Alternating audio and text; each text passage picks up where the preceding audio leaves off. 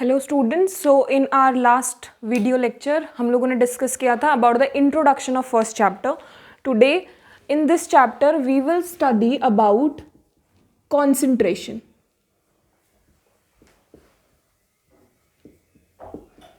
What do you mean by concentration? Concentration होता है amount of substance,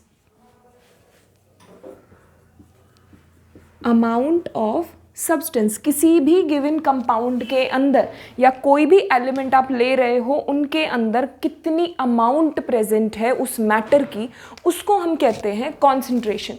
concentration को यहाँ पे सिर्फ इतना समझना काफ़ी नहीं है कि कॉन्सेंट्रेशन होता क्या है, बट कॉन्सेंट्रेशन का इस चैप्टर में यूज़ क्या है. हम अमाउंट ऑफ सब्सटेंस को मेज़र करने के मेथड्स के बारे में डिस्कस करेंगे. कॉन्सेंट्रेशन जो है उसी से रिलेटेड कुछ कॉन्सेंट्रेशन मेथड्स हमारे पास हैं और इन कॉन्सेंट्रेशन मेथड्स को यूज़ किया जाता है to calculate the amount of the substance present in given matter. किसी भी गिवन मैटर के अंदर जो सब्सटेंस हमारा है उसकी जो अमाउंट है उसको मेज़र करने के तरीके. हमारे पास कॉन्सेंट्रेशन को मेज़र करने के दो तरीके हैं. First is your temperature dependent methods and second is your temperature independent methods. If you all are confused about these two types, temperature dependent or independent, then let me tell you about this. The temperature dependent or independent को समझने के लिए first of all we should take one example. हम लोगों के यहाँ पे India में रेलवे ट्रैक्स होते हैं. रेलवे ट्रैक्स के लिए गवर्नमेंट हमें कुछ अमाउंट ऑफ आयरन देती है.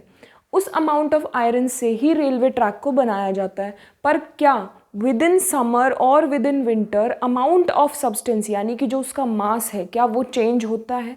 नहीं चेंज होता है. क्या गवर्नमेंट के थ्रू दिए गए आयरन की अमाउंट ज़्यादा या कम होती है? नहीं होती है. पर आप लोगों ने चेक किया होगा या आप लोगों ने कभी देखा हो तो होता क्या है कि जो हमारे रेलवे ट्रैक्स होते हैं उनको जैसे जैसे बनाया जाता है, बनाने के टाइम पे उनके बीच में कुछ इस तरीके से गैप छोड़ा जाता है.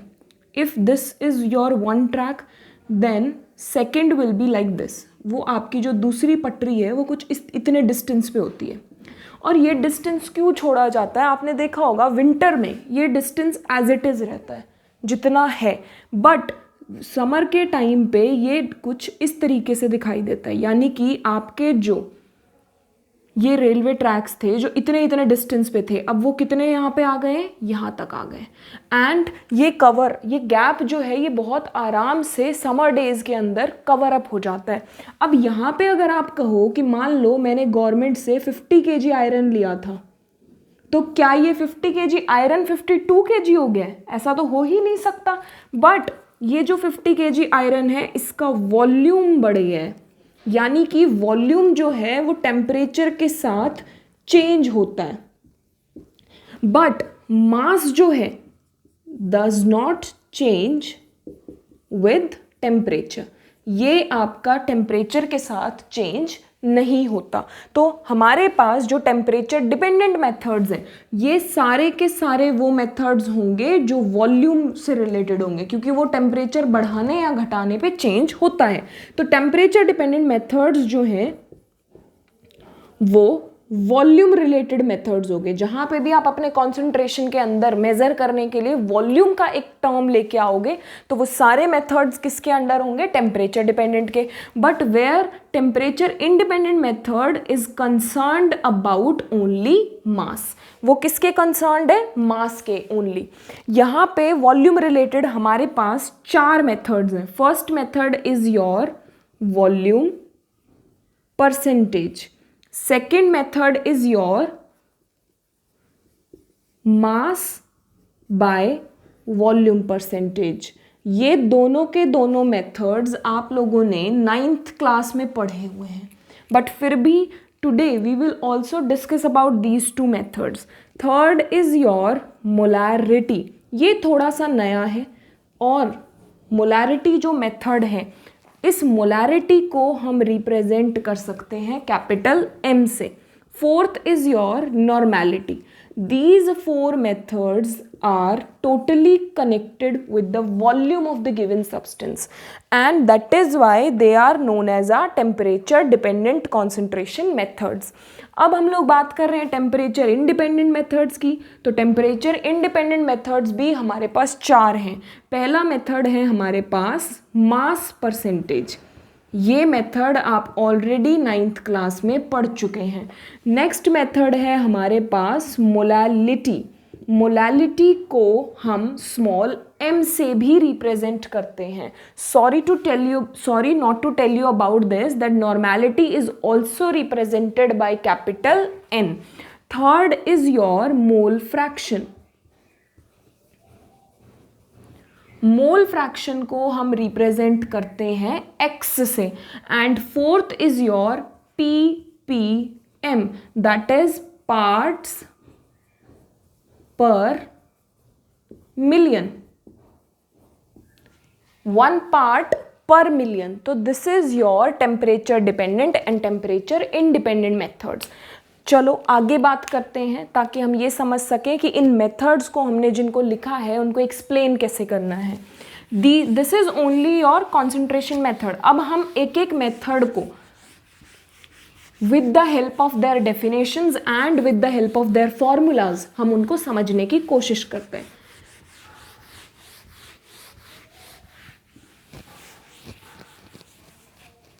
हम सबसे पहले बात करते हैं टेम्परेचर इंडिपेंडेंट मेथड्स की.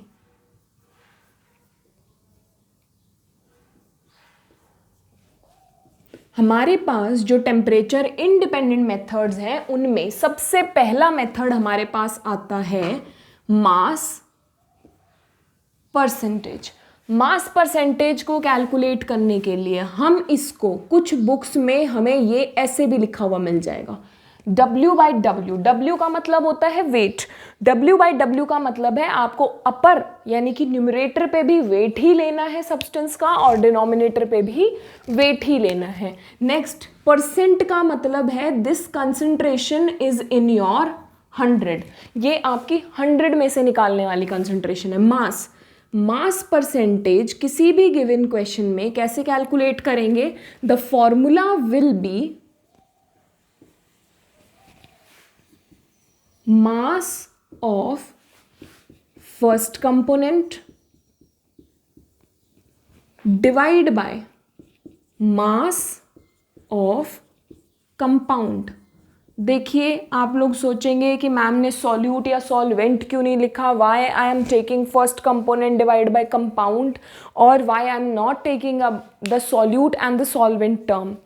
अगर हम लोग किसी भी टाइप के सॉल्यूशन की बात करते हैं तो सॉल्यूशन की बात जब आप करते हो तो आपके पास दो टाइप के प्रोडक्ट या आप कह सकते हो दो टाइप के टर्म्स आपके पास आते हैं. First is your solute and second is your solvent. First जो है वो आपका क्या है? सॉल्यूट है. सॉल्वेंट आपका क्या होता है? Second part. सॉल्यूट को हम डिफाइन करते हैं which is present in small amount, जो आपका स्मॉल अमाउंट में प्रेजेंट होता है. और सॉल्वेंट को हम कैसे रिप्रेजेंट करते हैं? Which is present in larger amount. आप कहोगे this is not a correct definition. और ऐसा हम क्यों कह रहे हैं?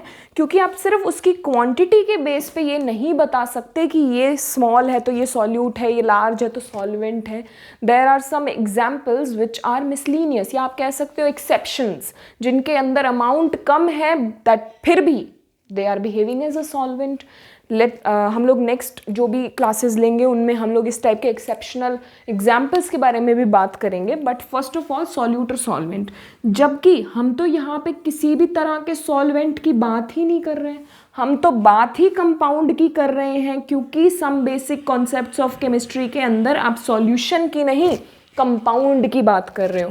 और कंपाउंड का मतलब है, मान लो अगर मैंने दो कंपोनेंट लिए हैं तो उन दोनों कंपोनेंट का एडिशन ही तो हमारे पास कंपाउंड आएगा. तो first component plus second component and that will give you the compound.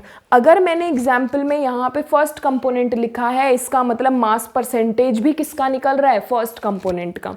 Mass of first component divide by mass of compound, क्योंकि परसेंट है तो ये लगाना हम नहीं भूलेंगे, into 100। This is your formula of mass percentage. मुझे एक बात बताओ, मास परसेंटेज के अंदर आप यूनिट क्या लगाओगे, percent. So this is your first temperature independent method, mass percentage. अब हम चलते हैं नेक्स्ट मेथड पे। If you have any doubt about this please let me know in the comment section. Next हमारे पास आता है मोलालिटी। क्या आता है, मोलालिटी। मोलालिटी जो है उसको मैंने अभी अभी आपको बताया था, उसको हम रिप्रेजेंट करते हैं। हम फर्स्ट पार्ट कर चुके हैं, ध्यान से देखना, मैं यहाँ पे लिख रही हूँ जो हम कर चुके हैं। मास परसेंटेज हमारा हो गया है। सेकंड हमारे पास है मोलालिटी, ठीक है। तो पहले मोलालिटी को समझिए। मोलालिटी क्या होता है, मोलालिटी को हम रिप्रेजेंट करते हैं स्मॉल m से। मोलालिटी का फॉर्मूला मैं लिख रही हूं। मोलालिटी होता है number of moles of first component.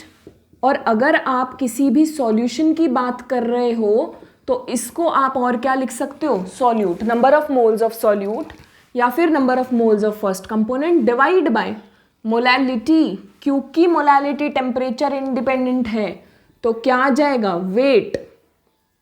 हम वॉल्यूम से डिवाइड नहीं करेंगे, वेट ऑफ सॉल्यूशन नहीं आएगा, सॉल्वेंट आएगा, पर हम तो सॉल्यूशन की बात ही नहीं कर रहे हैं। Weight of second component. अगर हमारे कंपाउंड के अंदर सिर्फ 2 ही कंपोनेंट हैं तो सेकेंड कंपोनेंट हमारा वेट देगा। और या फिर अगर आप सॉल्यूशन के बारे में बात कर रहे हैं तो यहाँ क्या आ जाएगा, सॉल्वेंट।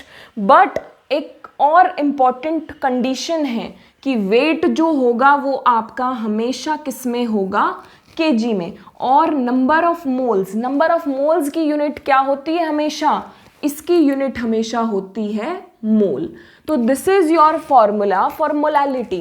मोलालिटी के लिए हमारे पास सबसे पहले फॉर्मूला में क्या है, number of moles of first component या फिर solute divide by weight of second component या फिर सॉल्वेंट। मोलालिटी रिप्रेजेंट किससे कर रहे हो, स्मॉल m से। इसके अलावा यूनिट ऑफ मोलालिटी क्या हो जाएगा, यूनिट ऑफ मोलालिटी हमारे पास हो जाएगा मोल पर केजी, या फिर ऐसे भी लिख सकते हो मोल पर केजी। या फिर अगर आपको लिखना ही है तो आप शॉर्टली किसी भी न्यूमेरिक वैल्यू के आगे स्मॉल m भी लिखोगे तो this will represent your molality. Clear है। पर अभी अभी जो मैंने बात कही उसमें ये जो वर्ड है ये थोड़ा सा डिफरेंट है, क्योंकि हमें नहीं आता है निकालना। कैसे निकालना है हमें, तो पहले यहाँ समझो नंबर ऑफ मोल्स कैसे निकालते हैं। नंबर ऑफ मोल्स को निकालने का बहुत ही सिंपल फॉर्मूला है, and that is your given mass divide by molecular mass. आपको क्या करना है, given mass divide by molecular mass. Given mass यानी कि जो भी सब्सटेंस आपको गिवन है उसका जो क्वेश्चन में मास आपको दिया हुआ है वो डिवाइड बाय मॉलिक्यूलर मास। ये मास ग्राम में हो किलोग्राम में हो हमें उससे कोई फर्क नहीं पड़ता, बट इन दोनों की यूनिट हमेशा सेम होनी चाहिए, क्योंकि जो गिवन मास होगा उसकी यूनिट होगी ग्राम मान के चलो, और जो मॉलिक्यूलर मास होगा उसकी यूनिट हमेशा क्या होगी, ग्राम पर मोल। जो यूनिट इन दोनों की है उनमें ये सेम होना चाहिए। ये तो कैंसिल आउट हो जाएगा, यूनिट पर मोल ऊपर जाके क्या बच जाएगी, मोल। और यही यूनिट हमें आगे जाके यूज करनी है। तो यहाँ पे मास आपका किसी भी यूनिट में हो but it should be in the same manner, यानी कि अगर ये किलोग्राम है तो ये भी किलोग्राम ही होना चाहिए, और अगर ये किलोग्राम है तो ये भी किलोग्राम ही होना चाहिए, ये ग्राम है तो ये भी ग्राम ही होना चाहिए। This is the must condition and this is your molality. अगर किसी को फॉर्मूला समझने में कोई दिक्कत हो please let me know in the comment section. Third, ये भी हमारा कैसा मेथड था, टेम्परेचर इंडिपेंडेंट मेथड। थर्ड हमारे पास आता है mole fraction.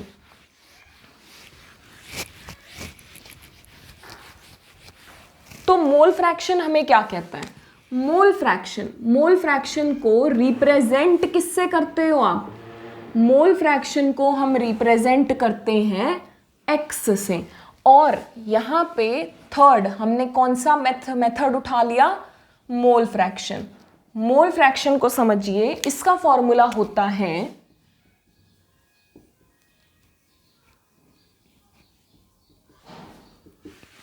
Number of moles of first component या फिर solute divide by number of, या आप कह सकते हो total number of moles, total number of moles of compound, compound का, या फिर सॉल्यूशन, क्योंकि सॉल्यूट प्लस सॉल्वेंट मिलके हमें क्या दे देता है, सॉल्यूशन दे देता है। तो नेक्स्ट आपके पास क्या है, number of moles of first component divide by total number of moles. मुझे एक बात बताओ, यहां पे आप नंबर ऑफ मोल्स की बात कर रहे हो तो यूनिट क्या होगी, मोल, और यहां पे भी आप किसकी बात कर रहे हो, टोटल नंबर ऑफ मोल्स, तो इसकी भी यूनिट क्या होगी, मोल। मोल से मोल ये यूनिट कैंसिल हो गई। This is the only method which does not have any unit and that is why mole fraction is a unitless quantity. कैसी क्वांटिटी है ये, एक यूनिटलेस क्वांटिटी है। ओके, नेक्स्ट की बात करते हैं। ये हो गया हमारा मोल फ्रैक्शन। किसी को समझने में कोई दिक्कत हो तो please let me know. Next आपके पास आता है मोल फ्रैक्शन के बाद पीपीएम। पीपीएम को हमने किस में बताया था, पीपीएम हमारे पास होता है पीपीएम को करने से पहले एक बार मोल फ्रैक्शन को ही दोबारा से देखिए। यहाँ पे अगर मैं कह रही हूँ कि मेरे पास मोल फ्रैक्शन में ए और बी दो कंपोनेंट हैं, तो ये दोनों ही कंपोनेंट को मिला के कंपाउंड बन जाएगा। और मैं कह रही हूँ ए के लिए नंबर ऑफ मोल्स कितने हैं, Na, और बी के लिए नंबर ऑफ मोल्स कितने हैं, Nb। मुझे कहना है कि मुझे मोल फ्रैक्शन ए कंपोनेंट के लिए निकालना है, तो number of moles of component A divide by total number of moles of component A and B, यानी कि कंपाउंड। तो this is your mole fraction. वहीं पे अगर मैं बी के लिए कह देती तो यहाँ बी आ जाता, नीचे वही टोटल रह जाता। तो this is your mole fraction. ये आपका बहुत आसान सा तरीका है समझने का। नेक्स्ट हम लोग बात करते हैं ppm. This is the last method of temperature independent methods, ppm. Ppm का मतलब होता है parts per million. Parts per million का मतलब है आपके पास कोई भी एक पार्ट है, पर वो कितने पे है, पर मिलियन पे, और पर मिलियन का मतलब है 10⁶ पे।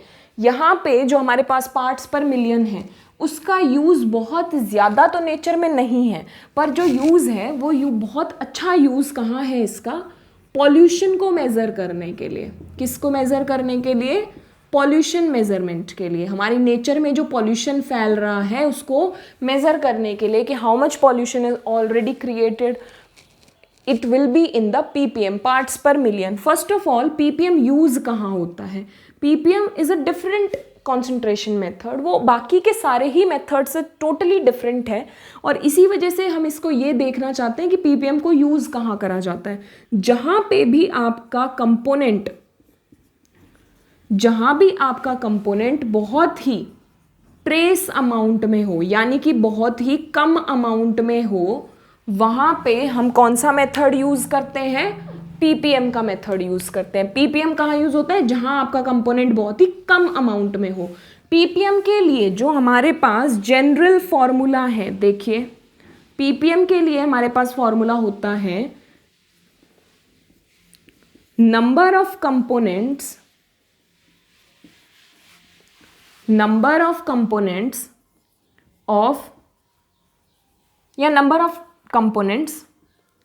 ऑफ सॉल्यूट, यानी कि जो कम क्वांटिटी प्रेजेंट है या जो कंपोनेंट आप लेके चल रहे हो। divide by total number of components, total number of components into, ये कितने में से निकालना है आपको, मिलियंस में से, तो इट विल बी योर 10 की power 6. This is your general formula for ppm. Basically आपको एनसीईआरटी बुक में पीपीएम से रिलेटेड सिर्फ एक ही न्यूमेरिकल मिलेगा, और वो न्यूमेरिकल भी आपका ऑलरेडी पीपीएम वैल्यू गिवन है, और वो न्यूमेरिकल हम लोग कल नेक्स्ट वीडियो में इसको सॉल्व करेंगे. इन सभी मेथड से रिलेटेड न्यूमेरिकल्स को first of all we will solve, and then we will move to our next temperature dependent methods. So these are some methods by which you can calculate your concentration of the given compound. First is your mass percentage, second is your molality, third is your mole fraction, and fourth is your ppm. ये सारे general formulas आपको learn करने हैं, समझने हैं, और कोशिश करनी है that you have to write these in your notebook बिना देखे आपको लिखने हैं. सो प्लीज़ यहाँ से आप लोग जो भी वीडियोस देख रहे हैं या जो भी कॉन्सेप्ट आप समझने की कोशिश कर रहे हैं, if there is any problem regarding these topics, please let me know in the comment section. Like, subscribe and share our channel to get all the concerned videos or all the next videos which we are going to upload. So please stay connected, stay happy and stay safe. Thank